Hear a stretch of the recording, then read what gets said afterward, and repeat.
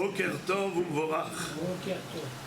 Nous savons que lorsqu'on quitte un appartement et on sait qu'un juif va prendre ensuite la relève, c'est lui qui va prendre l'appartement, on n'a pas le droit de retirer les mezuzot.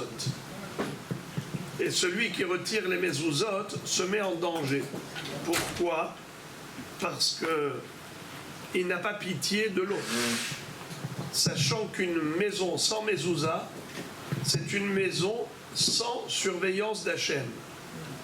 Akadosh Baruch Hu, qui nous a donné cette mitzvah, c'est une mitzvah qui est non seulement une mitzvah, mais elle a une ségoula extraordinaire. Le nom d'Hachem qu'on voit à l'extérieur, c'est le Shin, le Dalet et le Yud. Shomer, Daltot, Israël. Dieu garde les entrées de maison d'Israël. Celui qui retire la mezouza quand il va déménager et il laisse une maison sans mezouza, il sait que le juif qui va venir après va entrer dans une maison où il n'y a pas de providence divine, c'est-à-dire il n'y a pas de surveillance d'Akadosh Baruch Hu, ça veut dire qu'il s'en fiche que l'autre soit en danger. Mida keneged mida, mesure pour mesure, eh bien lui-même il est exposé à toutes sortes de dangers, Hasvet Shalom. Je ne veux pas dire ce que dit la Gemara à ce propos. Mais qu'est-ce qu'il faut faire?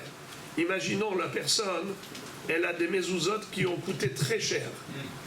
Et maintenant, quand il va quitter l'appartement, il va devoir acheter encore des mezuzot très chers parce que lui, il est makpid. Qu'est-ce qu'il doit faire? Alors, il faut remplacer avec des mezuzot très simples. Et celles-là, il les donne à vérifier. Soi-disant qu'il les a retirées pour les donner à vérifier. Mais il n'a pas la maison, il n'a pas laissé la maison sans rien. Il a laissé des mezuzot simples. Et comme ça, il peut récupérer ces mezuzot auxquels il donne beaucoup d'importance et de considération.